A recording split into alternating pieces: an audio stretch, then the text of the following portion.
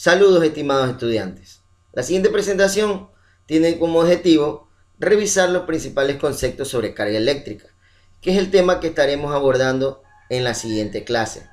No se olviden prestar mucha atención y sobre todo tomar apuntes o notas sobre las observaciones o dudas que tengan y llevarlas a la clase para que en la misma sean aclaradas.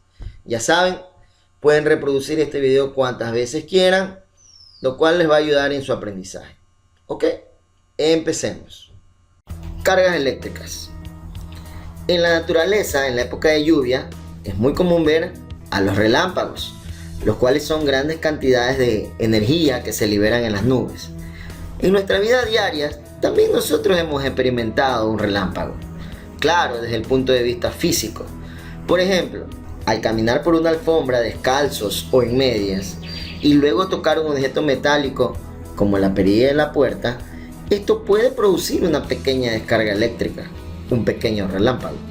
En ocasiones también se puede presentar cuando los niños juegan en el parque, como en la imagen siguiente. Vemos a los cabellos del niño rubio que interactúan con el tobogán. Esto se debe a las interacciones eléctricas. Pero ¿cómo se originan estas interacciones? ¿Quién las descubrió? ¿De dónde proviene la electricidad? Pues para ello debemos remontarnos a la antigua Grecia, cuna de ciencia y filosofía. El matemático Tales de Mileto se fijó que cuando el ámbar, que es una resina natural, se frotaba con la piel, esta atraía a otros objetos.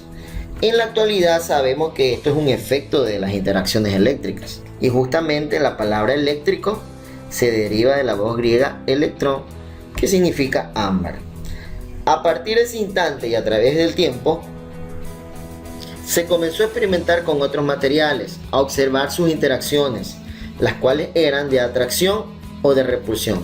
Por ejemplo, si acercamos dos varillas de plástico entre sí, no hay ninguna interacción, pero si las frotamos, estas varillas de plástico, en algún tipo de piel, podemos ver que al acercarlas, estas se repelen. De forma similar, si tenemos dos varillas de vidrio, estas por sí solas ni se atraen ni se repelen. Pero si estas varillas las frotamos en seda y luego las acercamos, estas se repelen entre sí.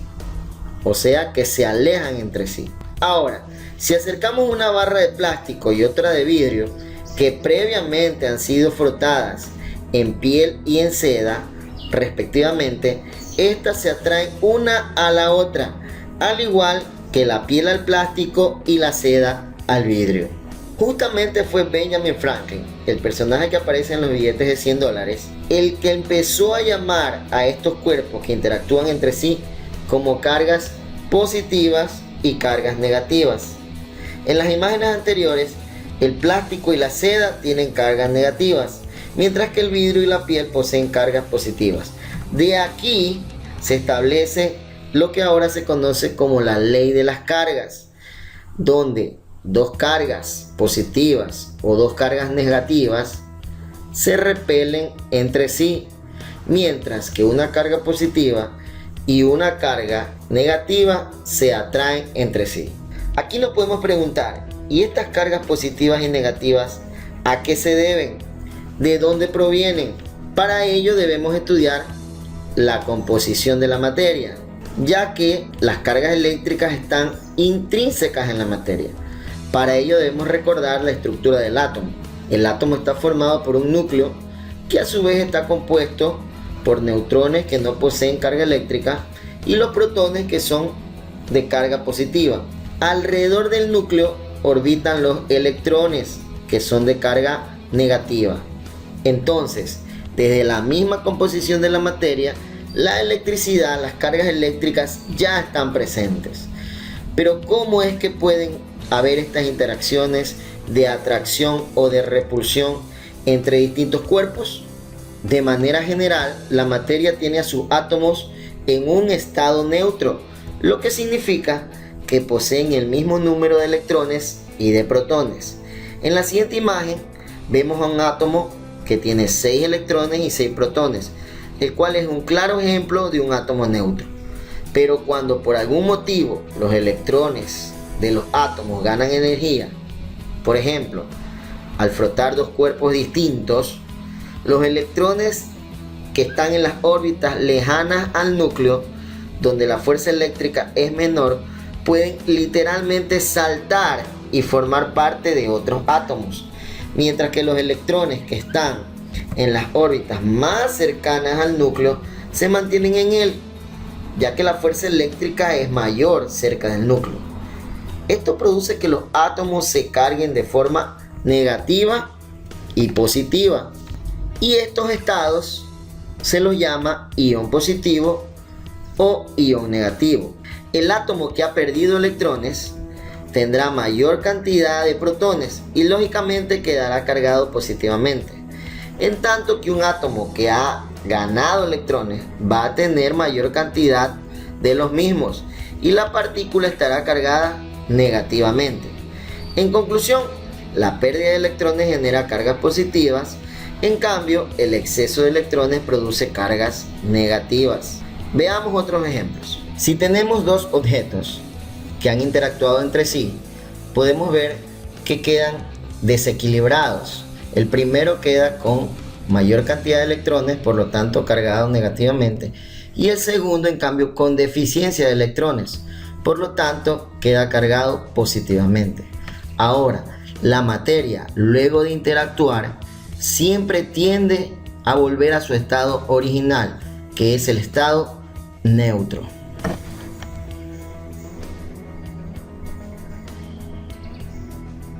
Ahora se ha establecido la llamada lista triboeléctrica, la cual contiene a materiales que poseen mayor capacidad o tendencia a ganar o perder electrones. Podemos señalar algunos como el vidrio, la lana, el papel, el cobre, el plástico, entre otros, los cuales son muy comunes. Los elementos situados en la lista en la parte superior, la que está con rojo, tienen mayor tendencia a ceder electrones y por ende a quedar cargados positivamente, mientras que los que están en la parte baja de la lista de color celeste poseen mayor tendencia a ganar electrones, cargándose negativamente.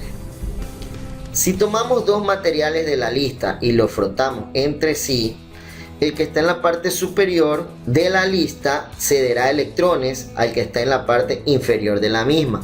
Como ejemplo podemos citar a la lana y al plástico. Si los tomamos entre sí y los frotamos, la lana va a ceder electrones al plástico, por lo tanto el plástico quedará cargado negativamente y la lana quedará cargada positivamente. En clases como prácticas en laboratorio realizaremos actividades con algunos de estos materiales para ver cómo interactúan las cargas eléctricas. Estas interacciones en realidad se deben a la fuerza eléctrica de atracción o de repulsión. Esto lo trataremos en la próxima clase. No se olviden de tomar apuntes y que las dudas que tengan llevarlas a clases. Estaremos evaluando los conceptos establecidos de carga eléctrica. Así que repasen, vean el video cuantas veces ustedes quieran. Nos vemos en la próxima clase.